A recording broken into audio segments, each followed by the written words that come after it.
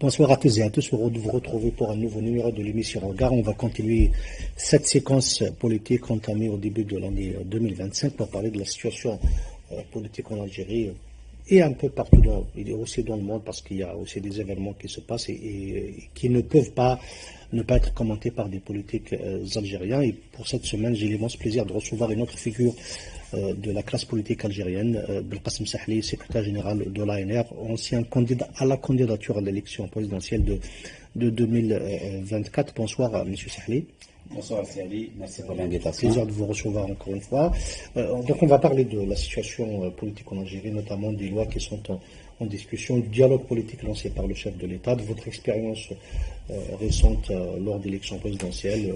Nous avons vu que vous avez été même poursuivi en justice pour des histoires même si la justice est toujours en cours, donc on ne peut pas commenter tous les détails de cette affaire, mais on va parler aussi des positions de votre parti, qui est un parti qui a maintenant plus de 30 ans, je crois. Bientôt 30 ans. Bientôt 30 ans, et on va parler de toutes ces questions-là. Donc je commence par vous demander si vous avez reçu l'invitation de la présidence ou pas, encore. Alors tout d'abord, merci encore une fois pour l'invitation, notamment avec ce que nous vivons actuellement, ce que nous continuons à vivre avec la fermeture politique et la fermeture médiatique. Nous n'avons pas reçu d'invitation pour des consultations avec la présidence d'une façon directe, mais nous avons été consultés, comme tous les autres partis politiques algériens, par rapport aux amendements des différentes lois, notamment la loi sur le code communal et le code de Wilaya, et la loi sur les partis politiques et sur les associations. Et si vous voulez, on va revenir... On va parler longuement sur ces questions. Sur ce sujet-là. Donc, qu'est-ce que vous avez compris de cette idée de dialogue? Parce que Majid Bounalissi, lors de l'investiture, il a parlé d'un dialogue inclusif, large et inclusif. Et puis, quelques jours après, dans une interview, il revient un peu sur la décision en disant qu'il ne s'agit pas de dialogue direct, mais ça pourrait être un dialogue, comme vous êtes en train de le dire, par des consultations. Et à un autre jour, il dit qu'on va le faire, notamment après ce qui s'est passé en Syrie, et puis il a reçu quelques chefs de partis politiques. Est-ce que vous avez compris quelque chose? En réalité, j'aimerais bien tout d'abord rappeler qu'à l'ANR, l'appel au dialogue est une constante politique au sein de l'ANR. Nous avons appelé toujours à un dialogue entre les Algériens, un dialogue inclusif, un dialogue qui ne remet pas évidemment en cause la légitimité des institutions, mais qui met en place l'ensemble des sujets qui intéressent les Algériens. Je rappelle la position de l'ANR pendant le Hirak. Nous étions pratiquement le seul parti à l'époque pro-pouvoir qui a appelé à une conférence nationale de dialogue. Nous avons malheureusement raté cette occasion-là. Nous vivons ces jours-ci le 6e anniversaire du Hirak et on ne peut être que, j'allais dire, triste parce que nous avons raté encore une fois un virage, un rendez-vous avec l'histoire, un élan démocratique, à cause, comme je l'ai dit même sur votre plateau l'année passée, à cause des positions extrêmes des uns et des autres, au sein du pouvoir et même au sein d'un certain nombre de personnalités politiques qui se sont autoproclamées leaders du Hirak. Donc pour nous, du point de vue du principe, nous avons accueilli favorablement l'appel du président de la République à l'ancien dialogue national. Mais nous avons dit, bien sûr, que le dialogue national nécessite des préalables, des conditions préalables, de préparer, j'allais dire, le climat, donc des mesures d'apaisement, des mesures pour restaurer la confiance. On ne peut pas dialoguer au moment où la plupart des partis politiques, nous vivons une fermeture politique, nous vivons une fermeture médiatique. Moi, personnellement, peut-être, je n'étais pas, les activités de mon parti n'ont pas été couvertes par les médias publics, que ce soit le NTV ou bien la radio, pratiquement depuis 3 à 4 ans. Est-ce que c'est légal? Alors que la Constitution algérienne et la loi sur les partis politiques obligent les autorités publiques à couvrir, à assurer un minimum de couverture médiatique pour l'ensemble des partis politiques. Donc, on ne peut pas dialoguer sérieusement dans un climat de fermeture.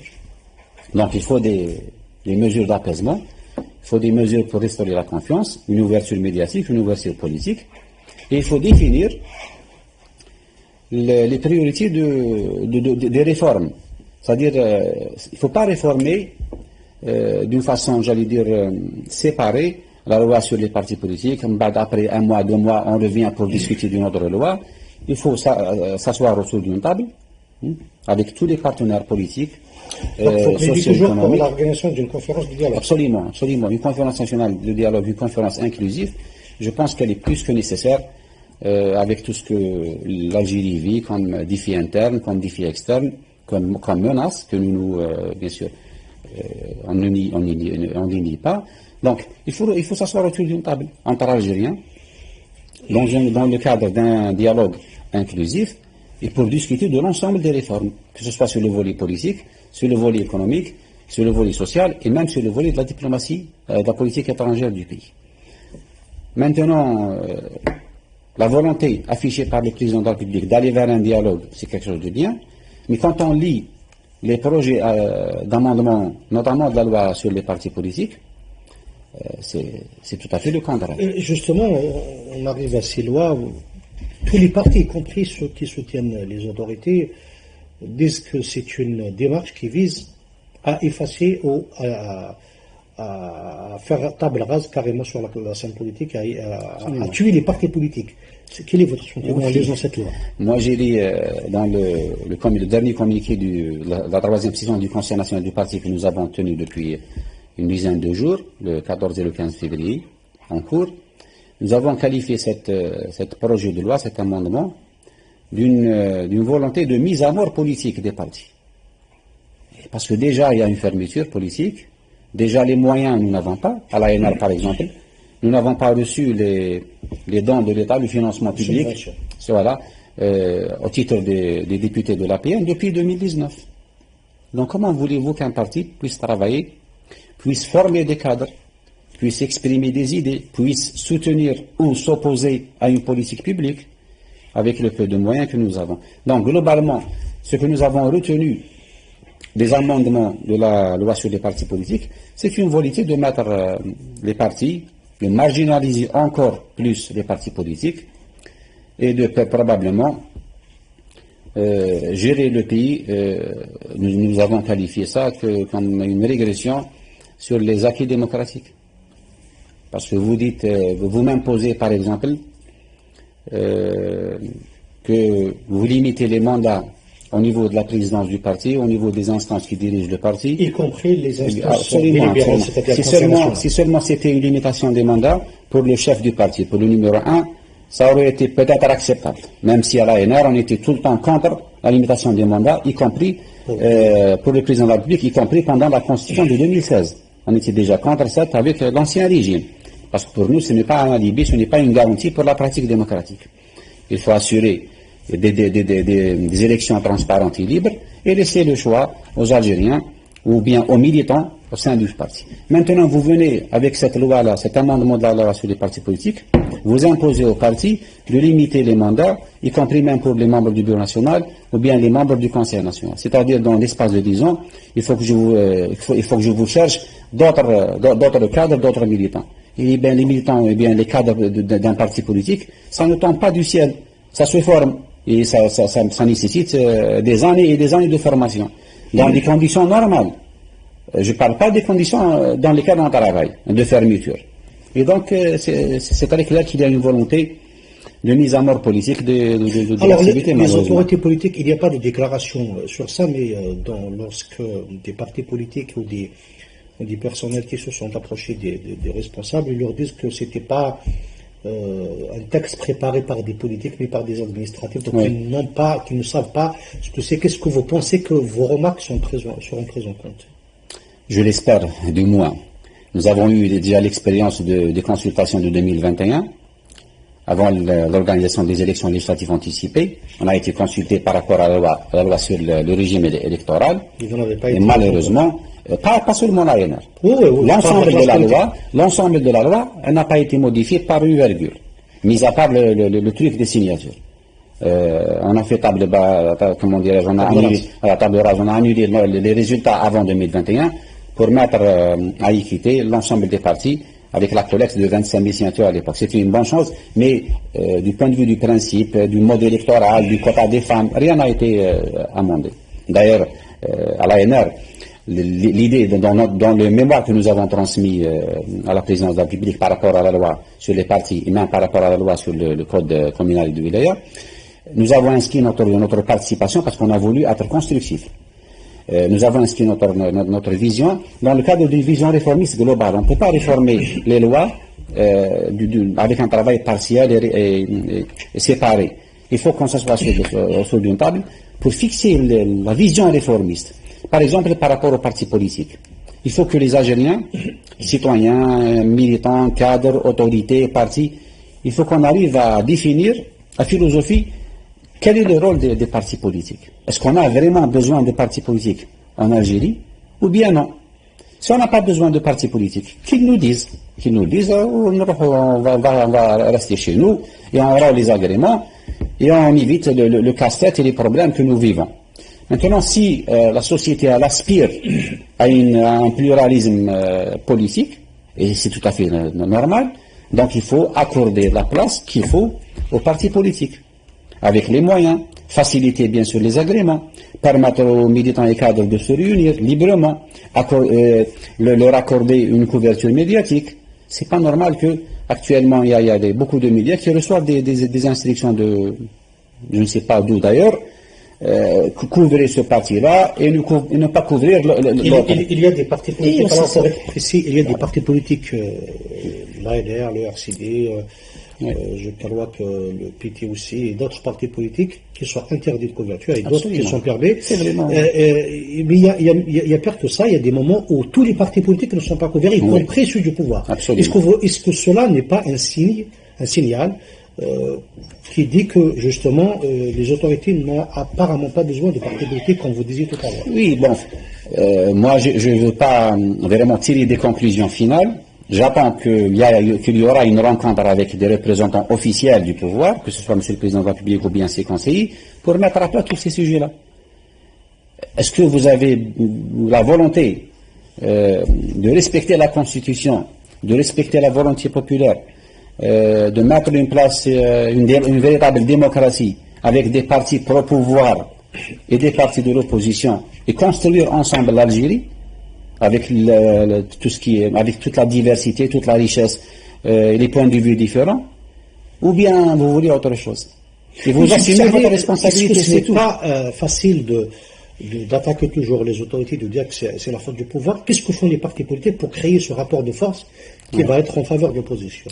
Imposer au moins quelque chose. Absolument. À l'ANR, vous me donnez peut-être l'occasion de faire un petit rappel des activités de l'ANR pendant 2024.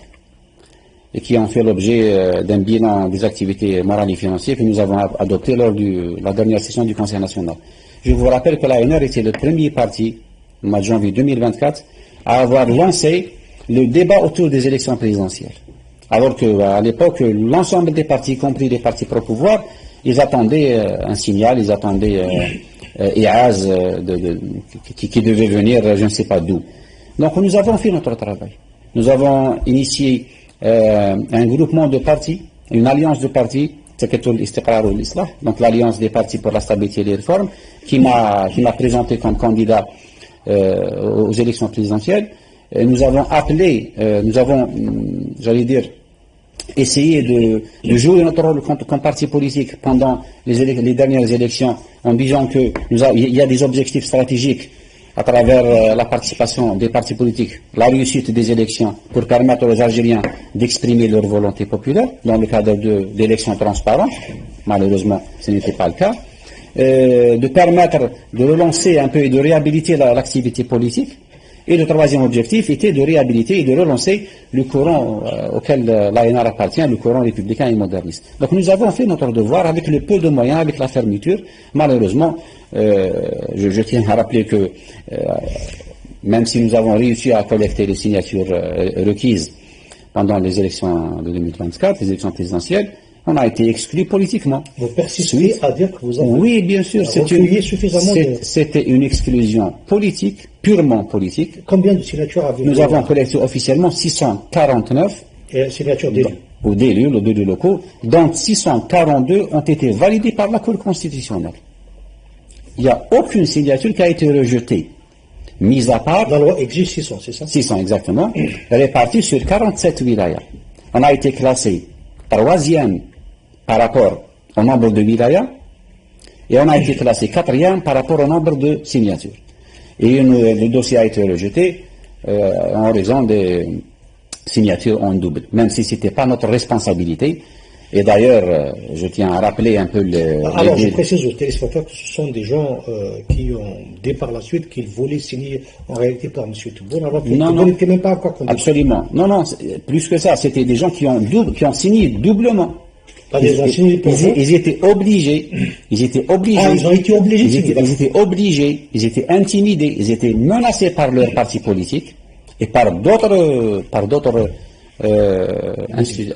milieux à signer doublement pour annuler justement les signatures de pour invalider 60-70 signatures pour le Qassim Sahli, pour que l'ensemble des signatures validées sera inférieur à 600. Bon, je ne vais pas revenir beaucoup sur cet épisode-là. C'était une exclusion politique, malheureusement.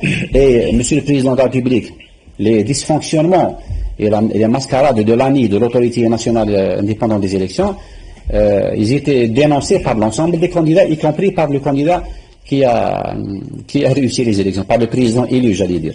Il a ordonné l'ouverture d'une enquête, et on attend à l'ANR, on exige la publication des résultats de cette enquête. Alors le président a été limogé, mais on n'a pas les résultats de l'enquête. Absolument. Donc voilà ce que je peux dire par rapport à ce sujet-là, c'est que nous avons joué notre rôle, et je peux garantir à l'opinion publique que nous avons respecté la loi dans un respect total, loin de tout soupçon. Je ne vais pas commenter l'affaire qui est en justice, mais j'assure officiellement que ni moi, ni mes militants, ni mes cadres n'ont acheté des voix. N'ont acheté des voix. Je reviens toujours au dialogue entre les partis politiques. Est-ce que ce n'était pas possible de présenter, il y avait vous, il y avait Mme Assoul, il y avait M. Aouchiche qui représentait un peu ce courant et Mme Hanoun à un certain moment. Mais pourquoi est-ce qu'il n'y a pas eu d'entente sur un candidat? Est-ce que ce n'était pas possible au moins? Est-ce que vous n'avez pas tenté? Si, je vous ai expliqué même l'année passée sur ce même plateau que nous avons entamé à l'ANR, avant d'annoncer notre candidature, nous avons entamé une série de consultations avec les partis politiques, avec l'ensemble des partis politiques, y compris et notamment les partis de la mouvance démocratique, que ce soit l'UCP, que ce soit le FFS, que ce soit le LCD et d'autres partis. Et malheureusement, on n'a pas pu se mettre d'accord pour des différentes raisons. Il y a des partis politiques qui disent que bon, vous étiez avec l'ancien pouvoir, donc ils oublient parfois que eux-mêmes ils étaient avec l'ancien pouvoir pendant des années. Hein. L'ANR, peut-être on l'a soutenu une ou 2 années au gouvernement entre 2012 et 2013. Et bon, je ne vais pas revenir beaucoup sur cette... Malheureusement, le temps nous a donné raison que, en l'absence d'un véritable courant démocratique et républicain, en l'absence d'un nouveau rapport de force, eh bien, les autorités en place, ils fassent ce qu'ils veulent avec les partis politiques. Et c'est pour ça que nous avons réitéré lors du dernier Conseil national notre appel aux partis politiques afin de s'asseoir autour d'une table pour discuter, pour mettre en place des idées.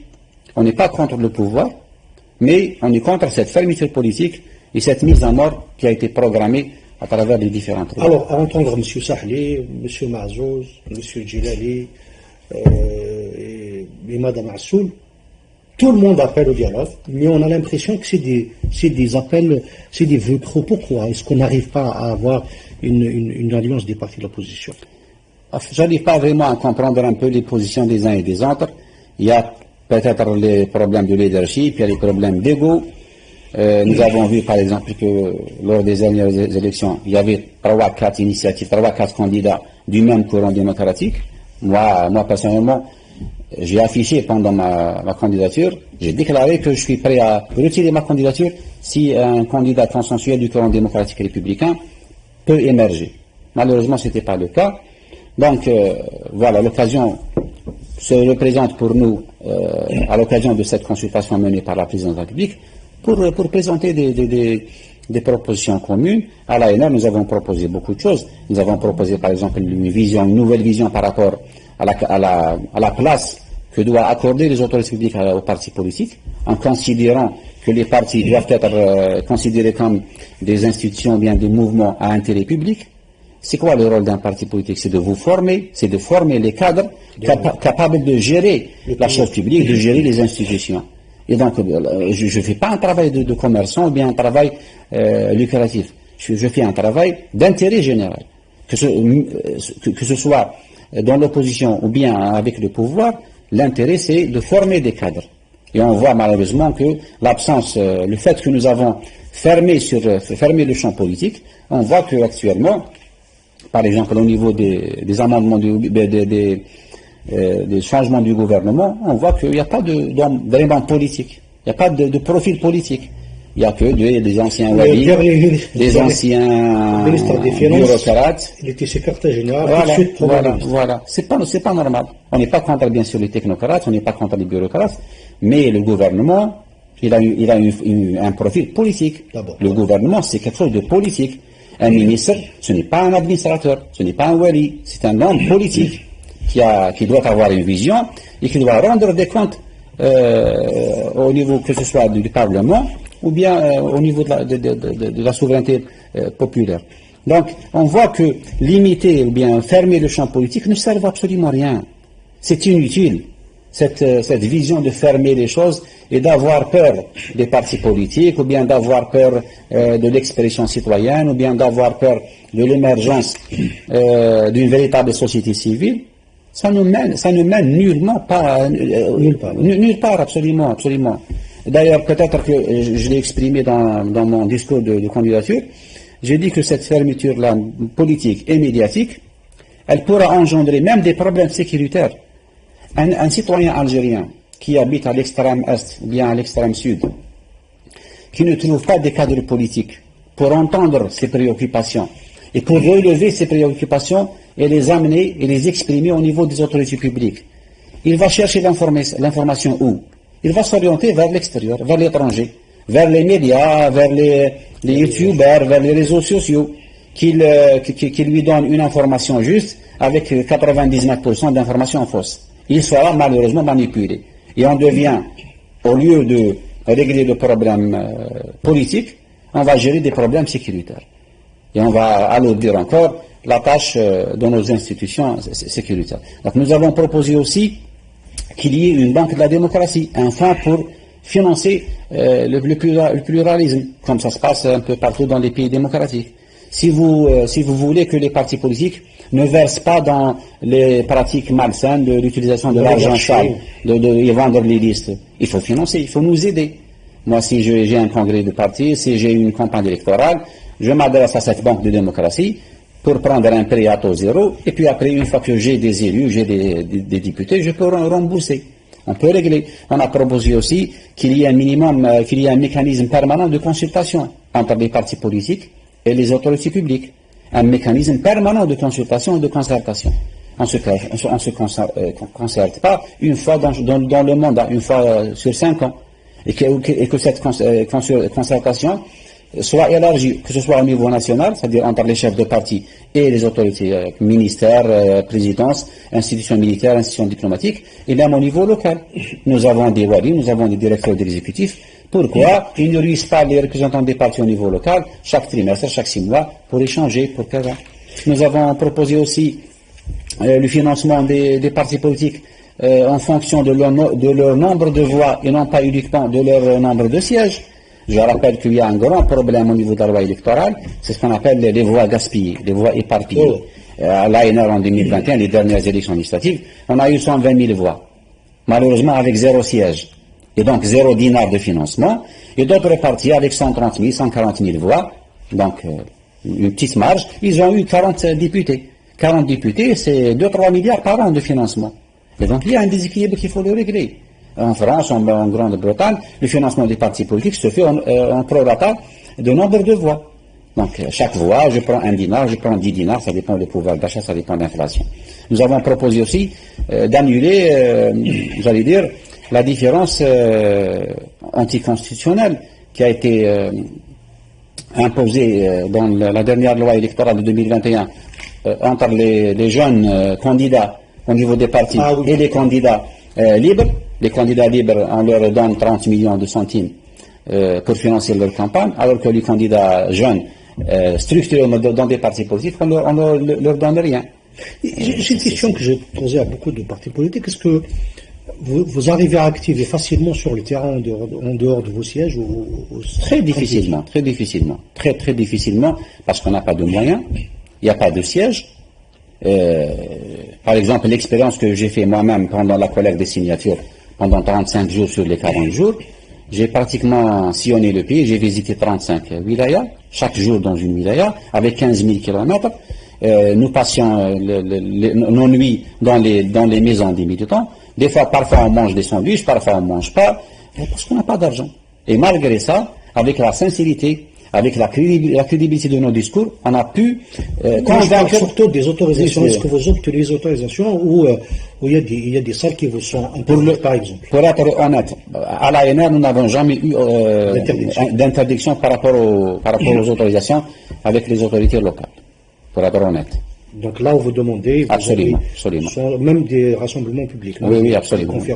Nous avons organisé pendant 2024 pratiquement une bonne vingtaine de rencontres avec les militants et les citoyens dans différentes wilayas du pays. Nous n'avons jamais eu... Je ne parle pas des périodes électorales. En dehors. Bien sûr, la période électorale, on n'a pas participé parce que le rapport d'affaires a été rejeté. Donc je parle de janvier jusqu'à mai. Mais après, il n'y a pas. Après, on a organisé que des activités nationales, que ce soit la 5e université d'été, donc c'était au niveau d'Alger, que ce soit le dernier conseil national, c'était au niveau d'Alger. Donc on n'a pas eu de problème à ce niveau-là.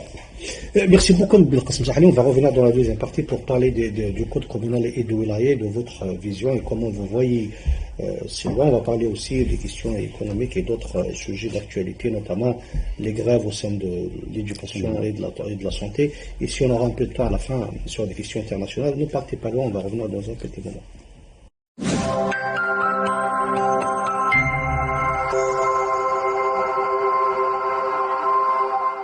سيفيقيث نوامان مشطوحا يدبدو حكاية مقرن تزورو إذورار علاين وتربوس الجهد نسن فتسوغال ذابان يصفان يسيدكا فيقيث مشطوحا يسعى نزال مقرن فترافق يالي وندقنا غيالاس يوكنا الفارس شباحا نقاما والنسين تيذ ماريس واثنتيد نفقن نض يوكنا نشرك كان الفرح ذوياض يفري ذامان تذرث يالاس ذق الفيرما ثمقرانت ذق الجزائر سمام الصفوغد فرنا تجمعد أيف كذا جديد يصفان يالاس سمام تتاكد أيف كذا جديد يلهان ذق سلي فيتامين أكد الكالسيوم يالاس ذلولو في الليترات نويفكي يكتمن سيخا من إدزايريا سمام ذايف كيفنين ذاين يفانن ABS بلومبري ذيوف لتخباني في مشاعر نطاس دي فرنسا يغفلن ياكل صوم دي شوفاج ناضي لا بلومبري سولثي ABS بلومبري وين يسعى نخدم دقوخان يحركي وبريكولي أو إذا مسناو يكفى ووال وين يبغى نادينا غزرم يوفي سقرو أذي يكفو شوال ABS بلومبري أتسي غرول داول لفغينول خدم سداول العنايين RG أوكاليبات أكو GRDF إيو كان يسلن سولو تدغروطون إلم 6 46 25 41 92 نغار إلم يون 80 89 37 88 ناقص تدغار 70 بولفار أناطول فرانس دي سان دوني ABS بلومبري أغفلي فرا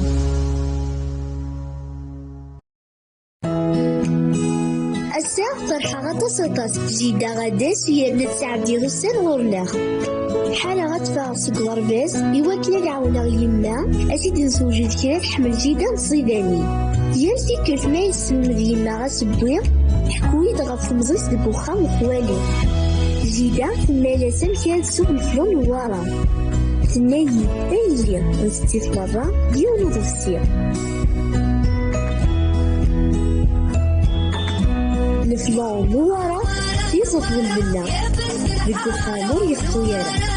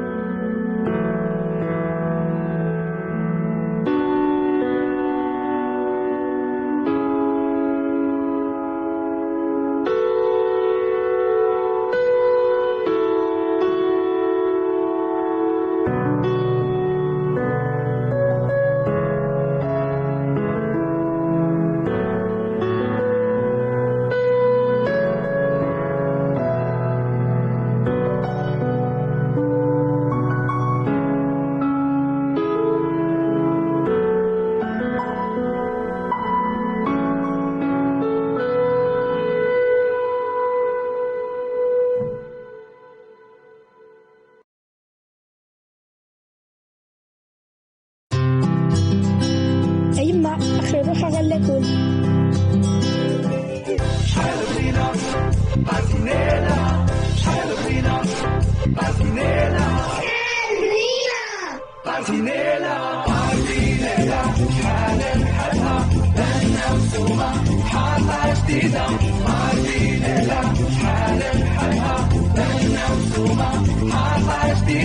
بارتينيلا تفدل الحطة سالنا الفنة.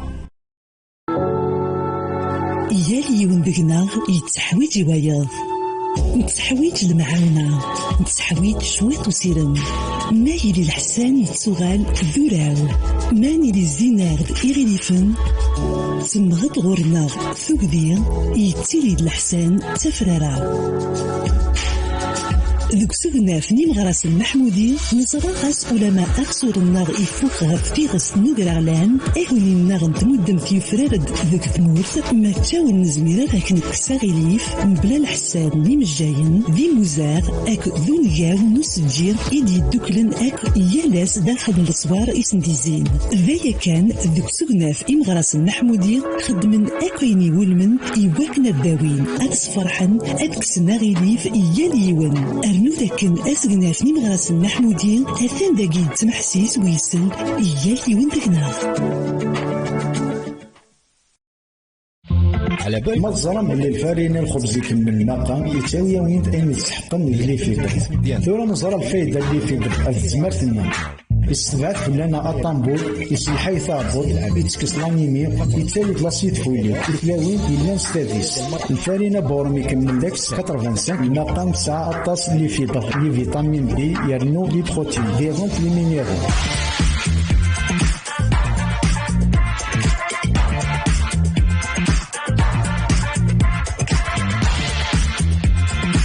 أوروماكي ماشي كان حنينة اللي غادي لها الزمرت نتشير كلي ولا ذوي قادي تابعنا الريجي ثورة تزرم باللي أميك إلهام الزمرت أتفن بالفارينة تاكس 85 المقام فازمرت يقارسين الفارينة تاكس 85 المقام. De la force de nos terres et de la tendresse de nos sols, nous bâtissons nos vies et la vie de nos enfants. Sous le même toit, nous avons réuni nos familles. Nos anciens disaient qu'il faut bâtir avec du solide, avec les meilleurs matériaux que nous l'avons conçu, et avec expérience et perfection nous l'avons façonné. Avec les fruits de nos enfants, notre pays s'élèvera, et avec leurs mains, il rayonnera. Briqueterie Zarhaf, la force de la terre.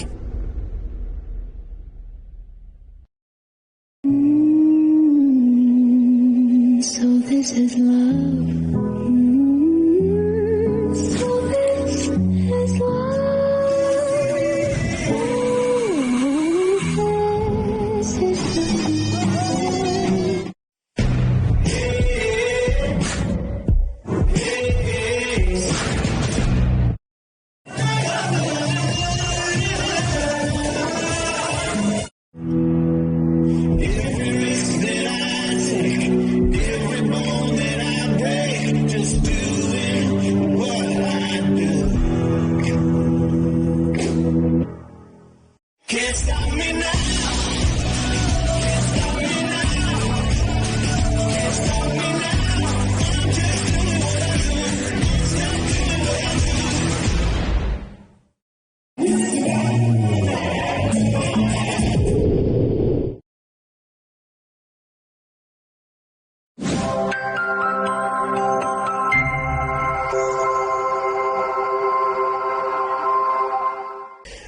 Il y a aussi la loi sur les collectivités locales, donc les deux lois, APUI et APC qui sont données.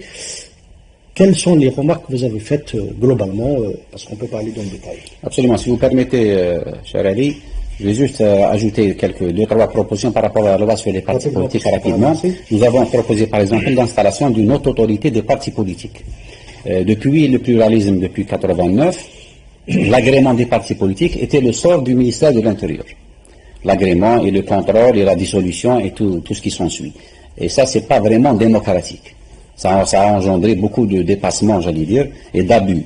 Donc nous avons proposé de mettre en place une autre autorité composée de représentants de partis politiques, le représentant de la justice, par exemple, le représentant des comme le enseignants. conseil de l'ordre pour les médecins, Absolument. pour les avocats. Elle joue le rôle de l'autorité de régulation, comme ça existe dans les médias, dans l'énergie, dans n'importe quoi.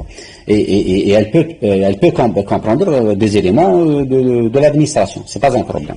Et nous avons proposé aussi de revoir la relation entre les partis politiques et l'autorité des élections, l'ANI. Il faut rappeler que depuis 1995, ce mécanisme de contrôle des élections, il a été développé par plusieurs étapes, j'allais dire. Au début, c'était une commission indépendante. En 1995, en 1997, nous l'avons promu à une commission indépendante politique, donc nous avons écarté les représentants d'administration, et puis après, nous avons fait deux types de commissions, la commission des magistrats et la commission des partis politiques, en arrivant à la constitutionnalisation en 2016 et en 2020 de cette autorité nationale. Et on a vu la dernière expérience des élections présidentielles, elle n'a pas joué son rôle. Moi, personnellement, j'ai alerté, pendant la collecte des signatures, j'ai alerté en temps réel sur les dysfonctionnements qui arrivaient, sur les menaces que subissaient nos élus qui ont signé pour nous, et malheureusement, il n'y a pas eu de retour. Donc nous avons proposé qu'il y ait, qu'on permette aux représentants des partis politiques d'être membres contrôleurs, pas, ils décident pas bien sûr. Nous avons proposé aussi de régler, dans le cadre d'une loi générale, la question du nomadisme politique qui jouait ici. Malheureusement, là, cette loi, l'amendement actuel, ne règle qu'un seul cas de figure dans le cadre du nomadisme politique, c'est-à-dire le député ou bien l'élu qui change d'appartenance politique. Qu'est-ce qu'on lui fait? On lui retire même pas son mandat, juste on le bannit des listes de son parti initial, alors que le député, il a déjà quitté ce parti-là.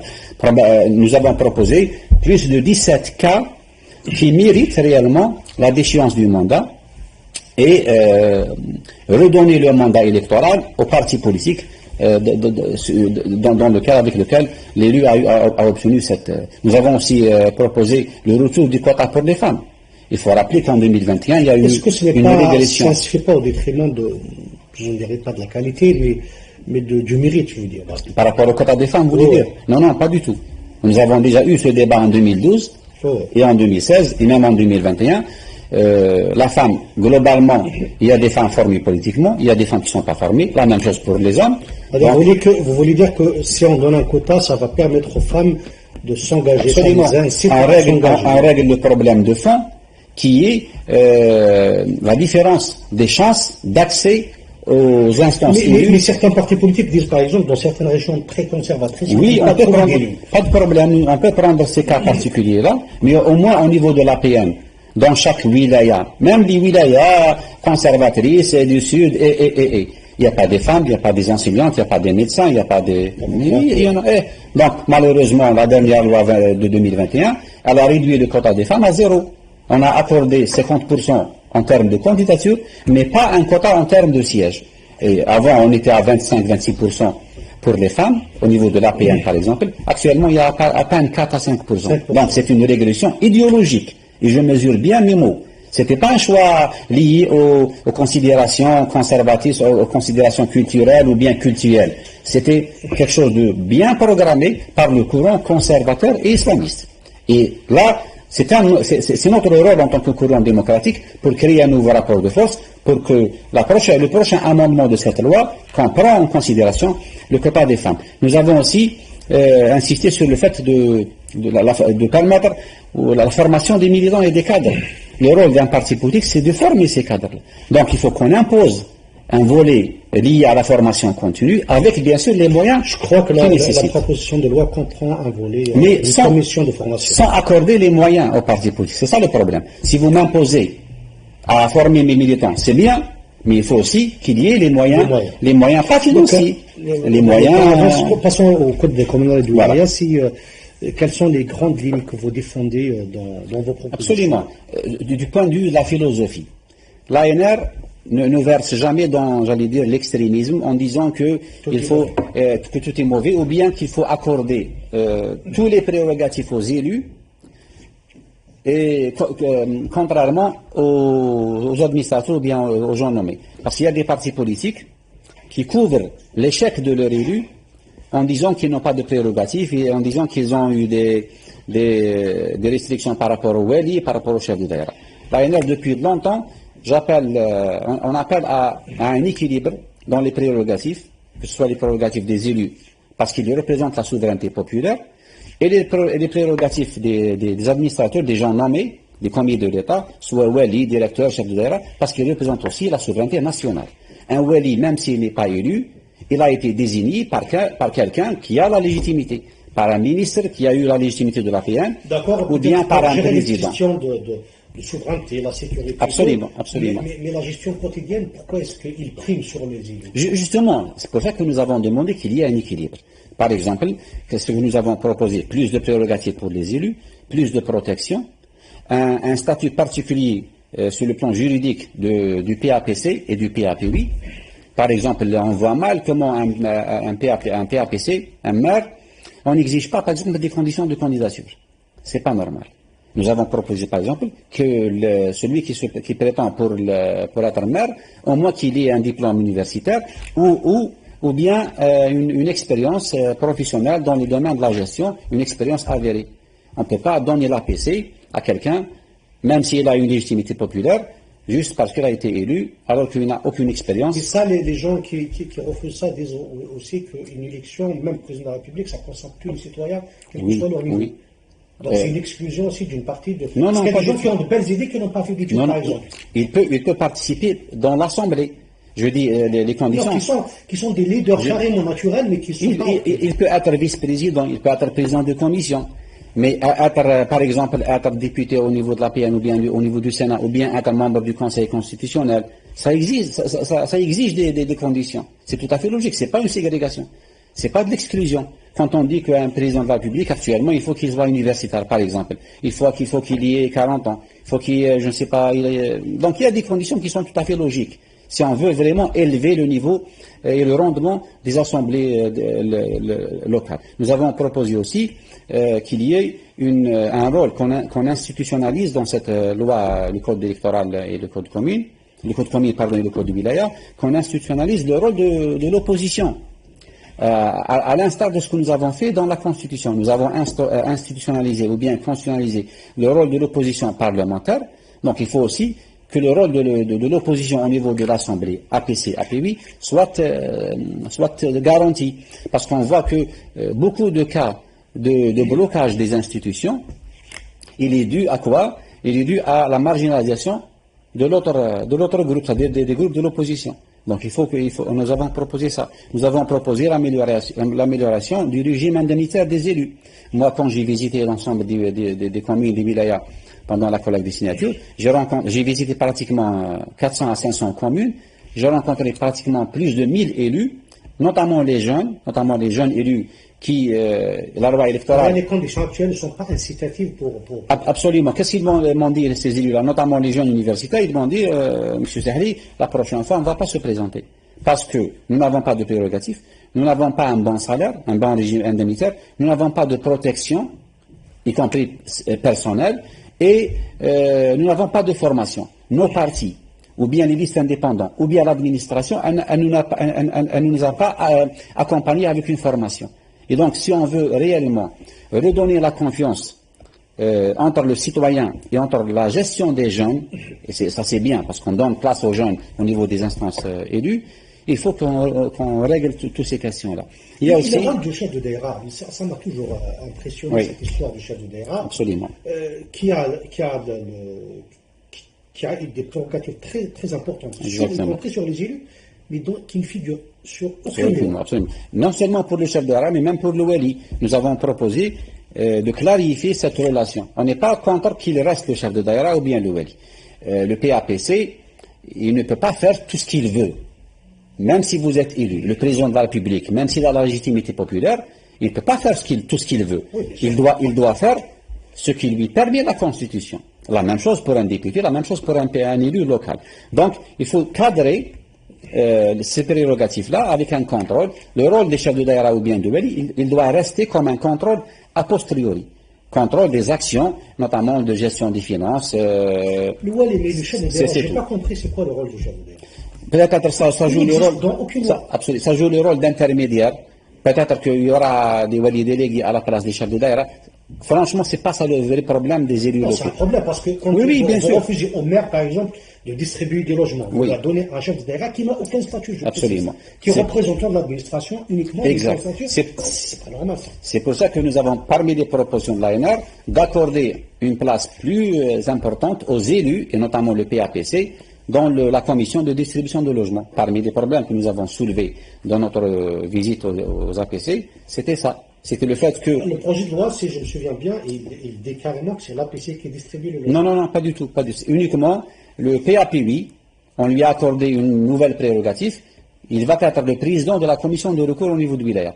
Mais on sait très bien que cette commission-là ne change pas grand-chose, on va dire. Donc l'essentiel, c'est la distribution au niveau des APC, et elle est toujours maintenue dans le cadre d'une commission présidée par le chef de daïra. Bien sûr, le PAPC est le membre, mais il ne décide pas tout seul. Et donc nous avons proposé de revoir cette configuration-là pour accorder plus de place aux gens élus, y compris même la société civile, pas de problème, et non pas aux gens de l'administration. Le chef daïra pourra être représenté par un administrateur, juste pour contrôler les aspects les juridiques et légaux. Le projet de loi prévoit une sorte d'assemblée parallèle. Oui. Est-ce que c'est normal? C'est pas normal. D'ailleurs, parmi les propositions que nous avons émises dans notre mémoire remis à la présidence de la République, c'était cette question-là de l'instance participative. L'idée, elle est bonne. Qu'on crée des assemblées consultatives. Mais on ne remplace pas l'assemblée élue qui représente la souveraineté populaire par une assemblée ou par une autre instance. Absolument. Donc c'est pour ça que nous avons proposé de clarifier la relation et les prérogatives entre l'assemblée élue et entre toutes les instances consultatives, qu'elles soient sportives, qu'elles soient artistiques, qu'elles soient ou autres. C'est une bonne chose, mais il faut qu'elle soit bien clarifiée. Nous avons proposé aussi de bien réglementer l'idée, c'est une bonne idée, à travers laquelle nous avons permis aux APC, aux communes riches, de financer et d'aider financièrement les communes pauvres. Mais on craint que dans ce cadre-là, il y aura un peu de considération politique, ou bien de considération idéologique, ou bien de considération régionale. Donc il faut bien cadrer cette prérogative-là. De même, moi, si je suis PAPC d'une commune riche, je prends par exemple le cas de Hassim Saoud ou je ne sais pas quoi, je vais financer les communes pauvres et je vais choisir uniquement les communes qui sont dans mon parti, ou bien dans mon idéologie, ou bien dans ma région. Donc il faut pas. Nous avons aussi proposé... Mais ça, il y a un fonds intercommunal de solidarité communale qui existe. Oui, le fonds il reste, mais l'amendement il propose autre chose, c'est de permettre aux... Absolument, dans le cadre de solidarité. L'idée elle est bonne, mais il faut la cadrer.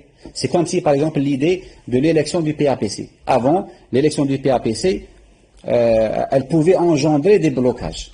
Hein? Vous prenez une APC à 15 membres, une liste à 7 et une liste à 7, et une liste qui prend un seul siège, c'est ce siège-là qui va faire l'arbitrage, et bien sûr l'arbitrage en monnayant de l'argent sale et ainsi de suite. Bon, nous avons réglé ce problème-là à travers cette loi, en disant que le PAPC, c'est celui qui obtient le plus grand nombre de voix parmi la liste qui a obtenu le plus grand nombre de sièges, c'est bien, mais nous avons ouvert une petite brèche qui peut engendrer l'utilisation de l'argent sale.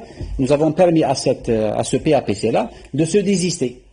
Un PAPC, je ne veux pas gérer, je me désiste pour le compte du deuxième. Et donc là, si on ne la règle pas, si on ne la cadre pas, ça peut poser des problèmes d'utilisation de l'argent sale. Et bien sûr, nous avons d'autres propositions, mais je reviens toujours au volet politique. Tout ça, c'est technique. On peut le régler dans une séance de consultation. Le volet politique, la vision, c'est quoi la réforme? C'est quoi la vision? On veut ramener l'Algérie où? Dans 5 ans, dans 10 ans, dans 50 ans. Et ça, il faut le définir. Ça, c'est un travail politique. C'est pour ça que nous appelons toujours à une conférence de dialogue inclusif qui règle toutes les questions. Loin, bien sûr, on ne veut pas remettre la légitimité des institutions, c'est pas ça notre tasse de thé, mais qu'on discute des problèmes de fond. Est-ce que vous êtes favorable, comme le font certains partis politiques, pour qu'il y ait une réforme totale des institutions de l'État, des structures de l'État? Oui, pourquoi pas? Nous l'avons soutenu en 2001. Vous vous rappelez la commission le président de la commission de la commission de Sbih, oui, c'est ça. Et elle a produit un rapport et un travail excellent. Malheureusement, préconisait notamment la régionalisation de régions. Absolument. Malheureusement, on l'a mis après sous le tapis. Donc, c'est pour ça que, tout en prenant en considération les aspects sécuritaires, les menaces qui peuvent agir, on est très conscient de ça. Mais qu'on discute de toutes les questions de gestion, de relations entre le pouvoir législatif et le pouvoir exécutif. Par exemple, actuellement, l'évaluation du mandat actuel au niveau du Parlement. Nous avons limité les mandats, par exemple, pour les députés, pour soi-disant lutter contre l'argent sale en 2021. L'idée, elle était bonne, mais limiter les mandats du Parlement, des parlementaires, qu'est-ce qu'elle a conduit? Elle a conduit à un Parlement où la plupart des députés sont des jeunes, inexpérimentés en général, et donc ils ne pouvaient pas... Qui n'ont pas de passé politique. Absolument. La majorité, c'était des indépendants, ou bien issus de la société civile, entre parenthèses, je le dis avec...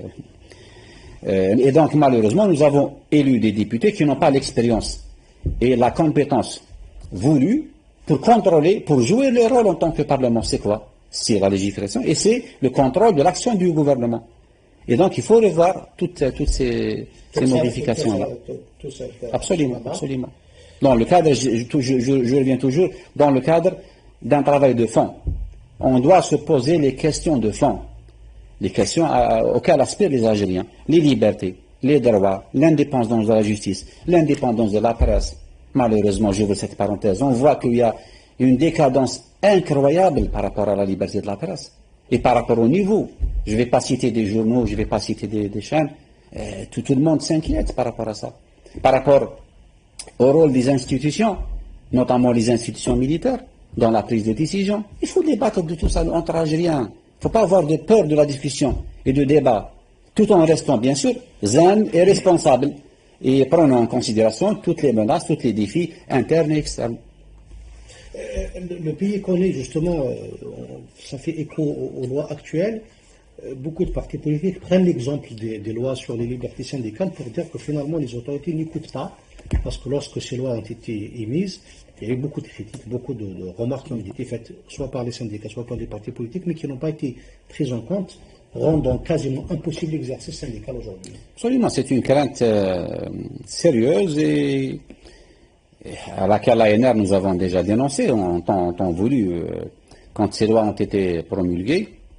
C'est pour ça qu'on appelle à la liberté. Il ne faut pas avoir peur de la société. Il faut laisser la société respirer. Vous vous rappelez en 2011 le premier round de consultation avec l'ancien président de la République à la veille du printemps arabe. L'ANR, sa position, elle était très claire. Comment voulez-vous préserver? Qu'est-ce qu'il faut faire pour préserver votre pays des différentes ingérences étrangères, de différentes campagnes de déstabilisation? Ça existe. Ce n'est pas en fermant votre pays, ce n'est pas en interdisant les citoyens à s'exprimer, à vivre leur vie d'une façon normale.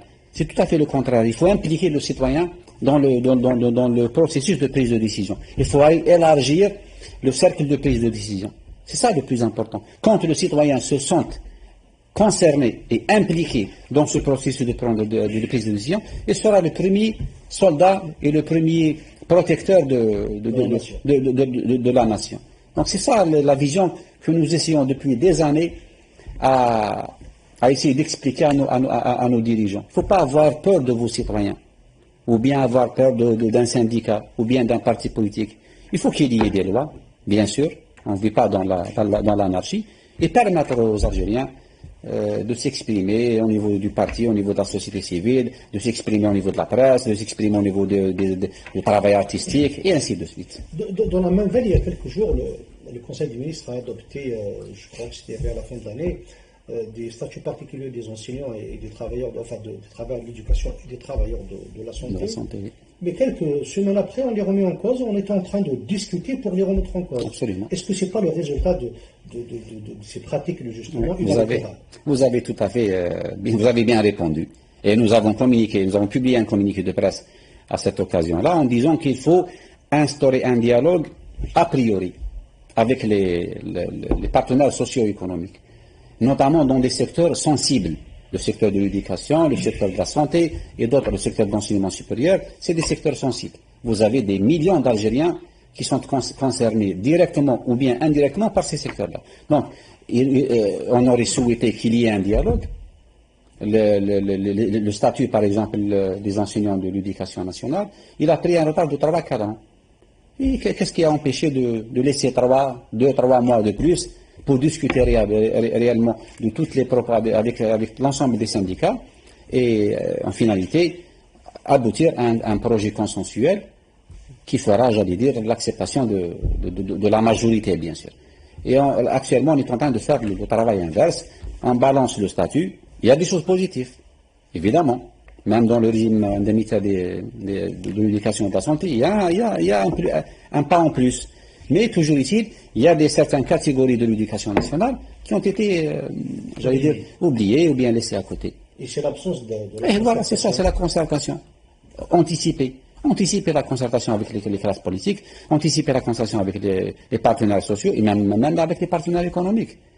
On rencontre beaucoup. Ça fait des années qu'il n'y a pas eu de tripartite. Et voilà, on rencontre beaucoup d'entrepreneurs économiques qui ont des problèmes avec l'importation, des problèmes avec la réglementation, des problèmes avec le système bancaire. Et on ne peut pas relancer l'économie. Vous qui rencontrez des partenaires économiques, des opérateurs, est-ce que vous avez le sentiment que les choses ont évolué positivement ou on est dans les mêmes problème qu'avant 2019. La volonté, en termes de discours, la volonté, elle existe. En termes de loi, il y a eu des changements de loi qui devaient avoir des retombées positives. Mais malheureusement, sur le terrain, il y a toujours la bureaucratie qui freine, il y a toujours le système... Est-ce qu'on n'a pas le sentiment qu'il y a une volonté de revenir aux pratiques des années 70, à tout État ou toutes les autres... D'ailleurs, les gros investissements, c'est les entreprises publiques. Absolument. Par exemple, en termes de politique d'importation, la limitation des importations. Toujours, je reviens, l'idée, elle est bonne, parce que nous avons, à un moment donné, nous avons dépassé un seuil tolérable, j'allais dire, en termes d'importation. Nous avons atteint plus de 60 milliards de dollars. On importait tout et n'importe quoi. C'est bien de revoir. Mais revoir avec qui? Pas dans un bureau d'administrateur. Revoir avec les partenaires du terrain, revoir avec les industriels, avec les entrepreneurs, avec les gens qui investissent. On ferme tout, et puis après on crée de la pénurie des matières premières. Je connais beaucoup d'industriels qui ont fermé parce qu'il y a cette... on est en train d'administrer l'économie algérienne, encore une fois, pour répondre à votre question liée au retour aux années 70. À chaque importation, on fait une autorisation. Je ne vais pas parler de la manière comment obtenir dans certains cas, oui, les autorisations, parce qu'il y a beaucoup malheureusement. Donc il faut ouvrir, dans le cadre d'un débat constructif, libre, indépendant, et encourager bien sûr la production nationale. Les produits qu'on pourrait produire au niveau national, c'est bien, on peut faire des barrières de protection. Ce n'est pas uniquement l'Algérie qui fait ça. Les Américains, le monde le plus libéral, les pays les plus libéraux sont revenus vers une politique de protectionnisme. Ce n'est pas une interdiction, mais effectivement, c'est la hausse des taxes pour favoriser le produit. Voilà, donc c'est la même chose finalement. On peut faire ça pour encourager la production nationale. Je prends par exemple le cas des véhicules. On n'arrive pas à produire des véhicules en Algérie. Il faut qu'on se dise des vérités. Depuis 2014, 15, 16, on a arrêté l'importation. On a limité, j'allais dire, l'importation. Alors que le marché algérien, il a besoin de 400, 500, 600 000 véhicules par an. Ce que les images que nous avons vues cette semaine dans les showrooms d'un concessionnaire, pour ne pas citer Fiat, pour ne pas la citer, c'est honteux pour l'Algérie. Des Algériens qui passent la nuit devant les showrooms pour s'inscrire parce qu'on n'a pas de voiture. On ne règle pas les problèmes comme ça. On a besoin d'accompagner cette politique d'industrialisation et de production Est-ce que c'est une locale. soit d'industrialisation? Il y a des grands pays qui n'ont pas d'industrie. Oui, c'est pour ça que je vous dis, il faut toujours mélanger les idées. On a besoin de produire ici en Algérie, pas de problème. Mais on ne pourra jamais produire 600 000 véhicules par an. Donc il faut accompagner avec l'importation. Il faut laisser les Algériens importer des véhicules moins de 3 ans, moins de 5 ans. Pourquoi on bloque les cartes d'immatriculation, les cartes grises? Je connais beaucoup d'Algériens qui ont importé des véhicules de moins de 3 ans. Après, soit on les laisse bloquer au niveau des ports, avec des pertes énormes, soit on les laisse entrer, mais vous circulez sans papier. C'est quoi ça? Alors on arrive au temps de l'émission, je voulais juste vous poser des questions sur la politique étrangère. Il y a eu des ruptures diplomatiques avec l'Espagne, et puis là on reprend alors que l'Espagne n'a pas changé de position, je persiste, n'a pas changé de position sur le sol occidental. On a fait de même avec la France. Comment est-ce que vous lisez ces positions-là? Par rapport à la France, bien sûr, il y a des provocations gratuites et politiciennes de certains partis de l'extrême droite que nous avons déplorées. Mais ça n'a jamais cessé d'ailleurs. Absolument, et ça ne cessera pas. Ça ne cessera pas. Par rapport à la résolution du Parlement européen, nous avons aussi déploré cette provocation gratuite que nous avons qualifiée de... Pour la libération de Barham Sansal. Voilà, que nous avons qualifié de limite d'ingérence. Ce n'est pas une ingérence dans les affaires internes. Il faut bien clarifier les choses, parce que les gens oublient parfois qu'avec l'Union européenne, nous avons un accord d'association. L'Algérie a signé en 2000, début des années 2000, je pense que c'était en 2002 ou bien 2005. Le métro entre en vigueur en 2005. Absolument. Un accord d'association dans lequel il y a tout un volet qui est lié aux aspects des droits de l'homme et de la société civile. Donc, nous, en tant qu'Algériens, nous avons le droit d'émettre des observations, des remarques, des critiques sur l'état des droits de l'homme dans les pays européens, et eux, ils ont aussi le même droit. Mais juste une précision, c'est pas l'Union européenne qui a fait ça, c'est le Parlement absolument, européen qui représente les peuples. Donc ça n'engage à rien du tout. C'est pour ça que j'ai dit que c'était des provocations gratuites. Toujours est-il, nous les avons qualifiées de limites d'ingérence. Maintenant, le vrai problème, il y a aussi des cas particuliers, des cas humains, qu'il faut régler dans le cadre des accords bilatéraux. Il ne faut pas prendre les gens comme otages, ou bien utiliser la vie des gens, que ce soit des Algériens qui vivent en France, ou bien des Français qui viennent en Algérie, pour régler des conflits diplomatiques. Nous avons un accord d'association, nous avons des accords bilatéraux liés à la libre circulation, liés à la préservation des droits de notre communauté en France, et liés aussi au cas des binationaux, algéro-français ou bien franco-algériens. Donc, il faut les mettre à côté. Maintenant, pour le problème réel, ce n'est pas Barham Sansal, ce n'est pas l'influenceur algérien. C'est le changement de la position française que je qualifie de changement contraire Est-ce que la France n'est pas souveraine dans le changement? Elle est tout à fait souveraine. Mais en tant que membre du Conseil de sécurité, en tant que puissance mondiale, on ne peut pas changer notre position, contrairement à la loi et au droit international et aux résolutions de l'ONU. C'est ça le problème. Ce n'est pas le choix qu'elle a fait la France, elle est tout à fait souveraine, comme d'autres pays d'ailleurs. Les États-Unis l'ont fait bien avant eux. Et l'Algérie n'a pas protesté, c'est ça ce qui est posé. Absolument. C'est pour ça que à l'ANR, nous avons toujours une position sage, en disant que nous sommes confiants que la volonté de rapprochement, de coopération entre nos deux pays, elle va vaincre. Elle va prendre le dessus sur la volonté de rupture, parce qu'il y a beaucoup de partis, y compris ici en France, qui veulent, ici et là, en France et en Algérie, qui utilisent cette relation un peu compliquée par rapport à l'histoire pour des considérations idéologiques et politiciennes. Ils veulent servir l'intérêt de leurs parrains étrangers, notamment dans certains pays du Golfe et des pays islamistes, pour bafouer cette relation entre l'Algérie et la France, qui doit être une relation exceptionnelle. Nous avons tous les atouts pour mettre en place une relation exceptionnelle et dans l'intérêt des deux pays. Ce que je veux dire, chaque pays, l'Algérie et la France, ils ont un devoir à faire. Je vais les résumer en 2 mots. Je pense que la France a un devoir de reconnaissance et non pas de repentance. Nous n'avons pas besoin de la repentance. À l'ANR, nous n'avons jamais demandé ça. Le président Tebboune Absolument. a dit que nous n'avons ni réparation, ni repentance, Absolument. ni reconnaissance. Et l'Algérie, notre pays, elle a aussi un devoir, elle a un travail de dépassement et non pas d'oubli.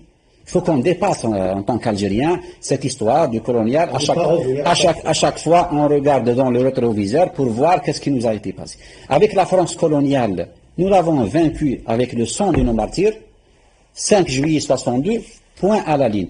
Moi, personnellement, je n'ai pas besoin qu'un Français ou bien qu'un député algérien vienne me dire que le colonialisme est un crime. Pour moi, le colonialisme est un crime par définition. Il a été condamné par l'histoire. Absolument. Maintenant, avec la France officielle, il faut qu'il y ait des relations apaisées, d'intérêt commun. Nous sommes une grande puissance dans la rive nord, la rive sud du Méditerranée. La France, une grande puissance nucléaire, membre du Conseil de sécurité de l'ONU.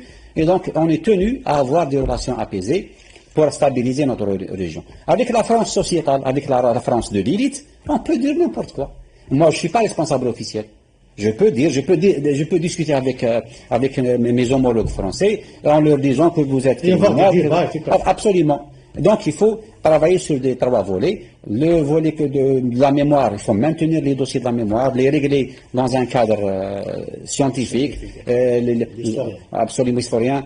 Nous avons célébré le triste anniversaire des explosions des essais nucléaires. Il faut faire un travail, pas de problème. Et avec la France officielle, il faut aller vers l'avant. Ne pas oublier que l'extrême droite, en France et en Europe, elle est aux portes du pouvoir. Et donc, il faut qu'en tant qu'Algérien, parti politique responsable, il faut que nous ayons l'intelligence politique de prévoir comment gérer ces situations-là qui vont arriver tôt ou tard. Merci beaucoup, Belkacem Sahlé, c'était un plaisir de... C'est moi qui vous remercie. Si vous permettez juste un petit message à l'occasion du Ramadan, un grand salut, Sahar Ramadan des Algériens et notamment ceux de la communauté nationale et à l'étranger. Merci beaucoup. Je remercie aussi Fouad El-Chérif qui m'a accompagné à la réalisation de l'émission. Je vous souhaite une très belle soirée en attendant de vous retrouver dans une nouvelle émission avec un nouvel invité. Bonne et agréable soirée à tous.